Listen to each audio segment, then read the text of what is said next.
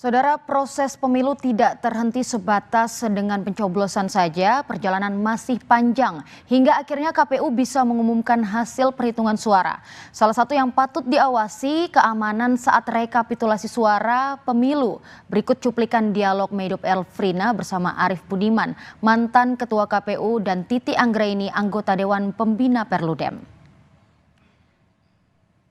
Ya, tahapan total sampai dengan penetapan hasil secara nasional itu 35 hari maksimal. Artinya kalau ada tahapan-tahapan yang bisa diselesaikan lebih cepat, semua juga akan bisa diselesaikan lebih cepat. Ya. Tapi kalau melihat beberapa kejadian, potensi itu ya tadi apa yang disampaikan oleh Ketua KPU, ada 668 ya, TPS yang akan susulan, itu juga tersebar di beberapa kabupaten kota. Mudah-mudahan itu bisa diselesaikan tepat waktu, bukan tepat waktu, durasinya sesuai tidak dengan terlalu lama. timeline ya, sesuai dengan durasinya tidak terlalu lama. Itu kan jelas tidak tepat waktu. Mestinya pemungutan suara itu kan 14. Nah ini kan mungkin baru didistribusikan atau di beberapa tempat menunggu banjirnya surut dulu gitu ya. Nah kalau dia bisa mengejar, misalnya gini, besok mulai dilakukan rekapitulasi di tingkat kecamatan. Nah, sembari di tingkat kecamatan jalan terus, pemilu-pemilu susulan ini juga jalan. Nah, nanti dia akan menyusul. Nah, gitu.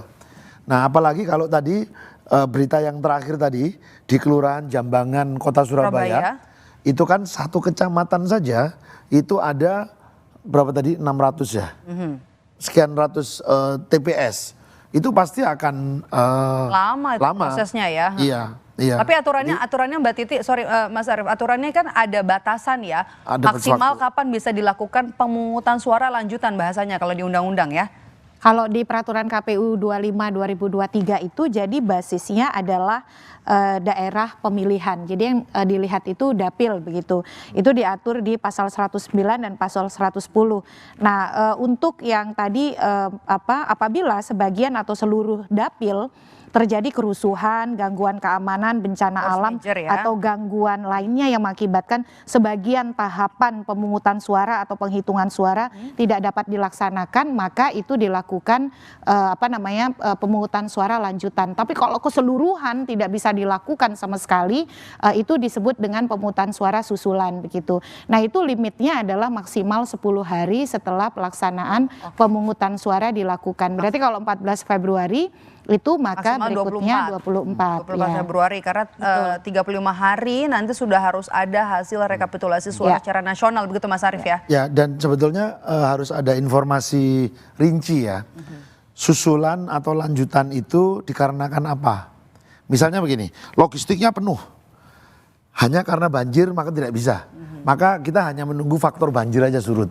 Nah, tetapi kalau yang di Papua kan logistiknya belum sampai. Logistiknya belum sampai, maka tinggal menunggu jadwal distribusi logistik. Iya, kalau logistik. Tetapi kalau logistiknya itu rusak, tidak bisa dipakai, maka menunggu jadwal produksi logistik, distribusi logistik, plus kalau ada kejadian-kejadian lain itu, gitu loh. Jadi kecepatan untuk bisa melakukan pemilu lanjutan atau pemilu susulan juga akan mempertimbangkan itu. Penyebab terjadinya lanjutan atau susulan itu apa saja.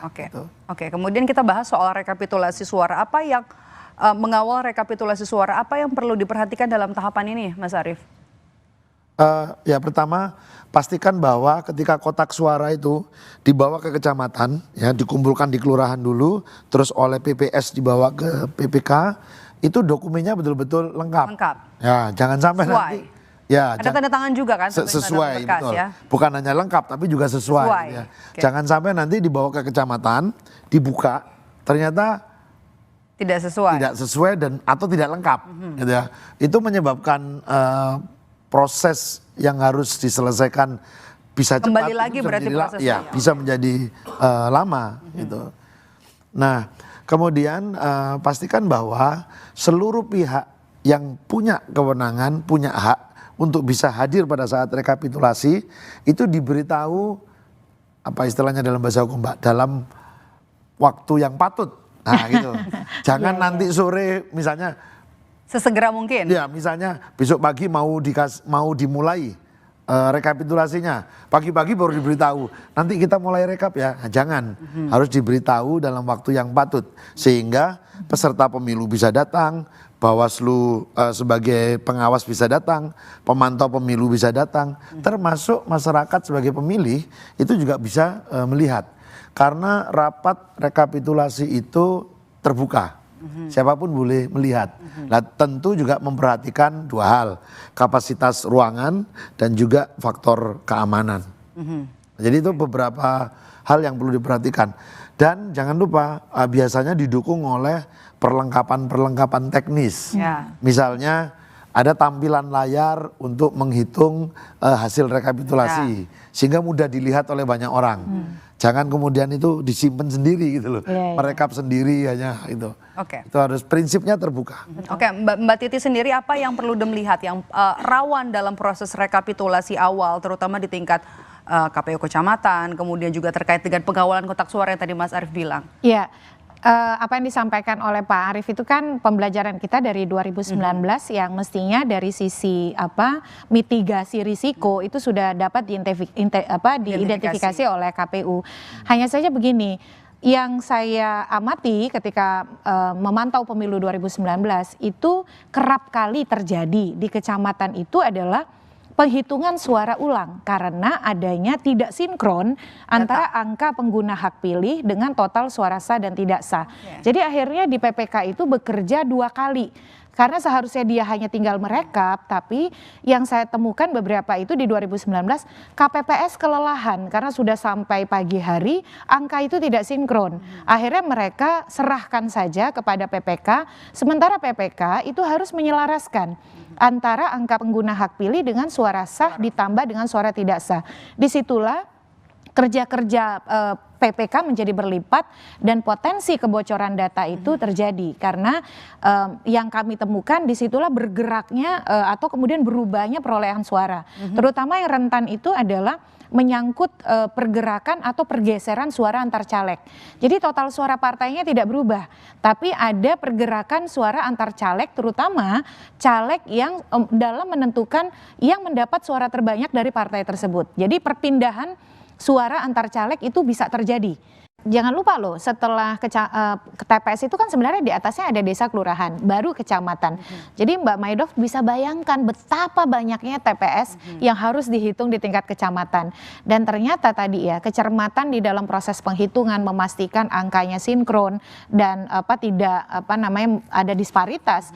Itu kan tidak semua bisa dilakukan. Contohnya di beberapa TPS mereka selesai itu dini hari, ada yang 4:30 pagi, ada yang potensi lain lagi kelelahan tadi. Betul, kelelahan tadi. Ada yang tadi juga misalnya suaminya Direktur Perludem tuh jam 7 TPS-nya masih menghitung karena KPPS begitu.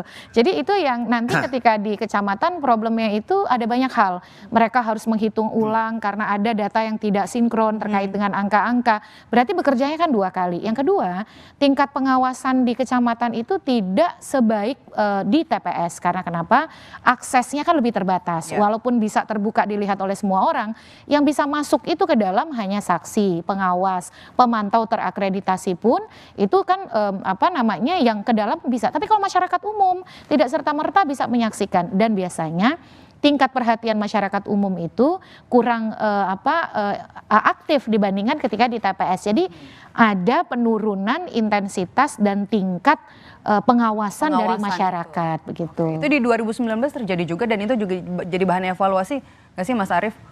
Iya, itu jadi bahan evaluasi ya. Nah, itulah mengapa rekapitulasi elektronik itu menjadi penting. Publikasi hasil rekapitulasi elektronik itu menjadi penting. Aplikasi ini ya, kalau zamannya Mas Arief apa Dok? Situng. Kalau zaman saya dulu namanya Situng. Sekarang Sirekap ya. Namanya Sirekap sekarang. Tapi prinsipnya sama. Dia menampilkan 2 informasi. Yang pertama, hasil rekapitulasi dalam bentuk angka-angka. Yang kedua, hasil rekapitulasi dalam bentuk sertifikat, dokumen, ya. Nah, foto ya Pak? Foto, ya, dalam bentuk foto. Jadi dia di-upload. Jadi kalau Anda nggak percaya pada angka-angkanya, lihat foto, Anda bisa lihat dokumennya, gitu, kira-kira itu. Anda bisa sandingkan. Sejak TPS selesai melakukan penghitungan, data itu sudah terkirim Harus terinput. dan sudah bisa terpublikasi. Pertama, untuk penyelenggara pemilu, saya bisa ngontrol. Kalau tiba-tiba terjadi perubahan, kan data ini merekap secara elektronik. Begitu di kecamatan, kecamatan A misalnya, loh kok perolehan suara dilaporkan oleh mereka itu sekian. Padahal di rekap Buktinya. elektronik itu sudah tertera angkanya kok beda gitu kan. Saya bisa ingatkan mereka. Jadi bagi kami itu juga alat kontrol internal.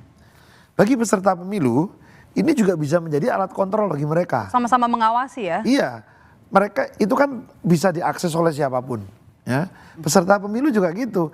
Anda kalau menerima laporan dari saksi-saksi Anda, jangan hanya asal diterima, cek. KPU menyediakan datanya.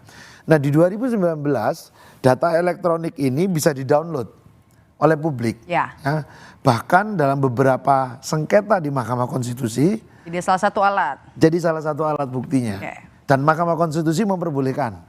Ya, itu bisa jadi alat bukti sepanjang bisa dibuktikan bahwa Anda mengambilnya dari mana, bukan dari situs yang liar gitu loh. Itu punya Jadi KPU resmi, ya. ya.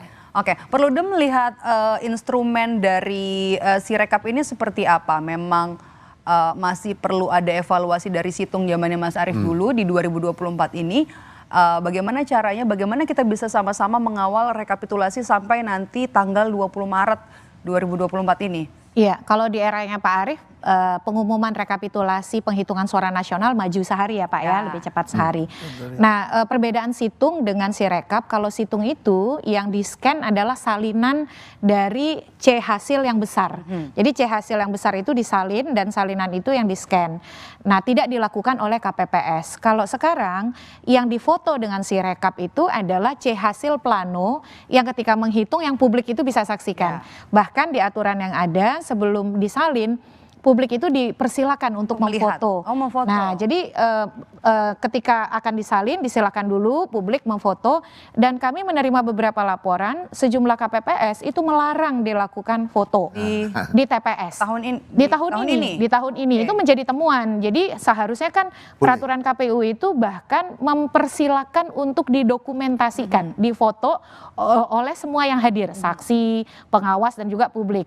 Jadi itu ada temuannya tuh, ada yang melarang untuk dilakukan foto. Nah yang kedua juga menjadi catatan, kalau dulu kan situngnya tuh tidak di TPS ya, kalau sekarang fotonya kan langsung dari TPS. Jadi hasil otentik dikirim. Nah yang kami temukan itu ada keluhan, misalnya dari teman-teman KPPS, mereka menghabiskan waktu lama untuk mengupload data yang difoto itu, hasil foto itu ke Sirekap. Karena mengalami sistem bisa dikatakan bukan breakdown ya, tapi penurunan kapasitas ya. Karena mungkin terlalu banyak yang mengunduh ya? Ya. Mengunggah. Atau terlalu banyak yang mengunggah, tapi bagaimanapun itu ya itu kan jadi evaluasi. Ya, betul. Tapi kemudian ada keluhan, mereka bilang begini, kalau dulu kami lamanya karena kami menyalin manual. Kalau sekarang kami lamanya karena menunggu mengunggah di Sirekap. Kalau di TPS yang saya pantau di daerah saya, akhirnya mereka menyerahkan lewat Google Drive. Jadi link Google Drive yang sudah di PDF-kan, di Google Drive-kan dan dikirim. Secara teknis ya, gitu secara ya. teknis begitu. Tetapi kan sekali lagi hal itu akhirnya menjadi tidak terstandar. Ada yang menunggu sampai mereka bisa mengunggah, sampai kemudian keluhannya tetap aja pulang pagi-pagi juga gitu ya, karena tidak berhasil mengoperasikan. Nah jadi hal-hal seperti itu memang menjadi evaluasi. Makanya kan pergerakan real count ini kalau by design, kalau dia mampu memotret dan itu langsung dikirimkan untuk presiden contohnya ya, itu kan bisa cepat, tapi kan ini ternyata butuh waktu. Nah itu beberapa catatan soal Sirekap dan beberapa kejadian di TPS, terutama terkait dengan persoalan sosialisasi. Jadi ini evaluasi ya. Banyak sekali pemilih kita yang masih terpapar hoax bahwa bisa memilih dimanapun berada asal punya KTP elektronik. Jadi di situ timbul friksi dengan KPPS. KPPS tidak membolehkan karena memang KTP elektronik itu kan digunakan di TPS alamat yang ada di dalam KTP elektronik. Oke, baik. Saya mau minta sedikit saja terakhir dari Mas Arief dan juga Mbak Titi, apa yang bisa kita lakukan sebagai masyarakat untuk bisa mengawal proses rekapitulasi sampai nanti akan diumumkan oleh KPU. Singkat saja Mas Arief, Mbak Titi. Mas Arief dulu mungkin. Ya, pertama mudah-mudahan ya pemilu 2024 ini datanya bisa tersajikan kepada publik lebih cepat dan lebih lengkap karena dia berawal dari TPS. Kalau kami dulu kan melakukannya di tingkat kabupaten. Yang kedua, kepada masyarakat ini prosesnya masih terus berjalan. Anda harus mengikuti terus pengawasan, pemantauan baik melalui data elektronik Sirekap maupun bisa hadir langsung ke tempat dilakukannya rekapitulasi. Suara. Oke, baik. Mbak Titi? Ya, saya setuju ya tadi bahwa kita harus memastikan proses yang kita lakukan di TPS itu betul-betul konsisten sampai ke tingkatan yang lebih tinggi. Apalagi sudah ada instrumen yang disediakan untuk bagi kita berpartisipasi. Baik itu yang dilakukan oleh masyarakat sipil dengan berbagai aplikasi, jagasuara.org, jagasuaramu.id, jagapemilu.com. Nah, itu peran Suara 2024. Ya, jagasuara2024.org. Nah, itu ditambahkan karena Pak Arief Budiman yang punya besutan program. Nah, tetapi yang paling penting adalah jangan ragu untuk melaporkan kecurangan ataupun potensi pelanggaran karena yang kita butuhkan pemilu bukan sekedar memberikan suara tapi memastikan suara kita dihitung dengan cara benar tanpa ada kecurangan. Kita tunggu nanti 35 hari masa rekapitulasi suara. Terima kasih. Saudara, program spesial pemilu 2024 di Kompas TV menanti presiden baru akan kembali usai jeda. Tetaplah bersama kami.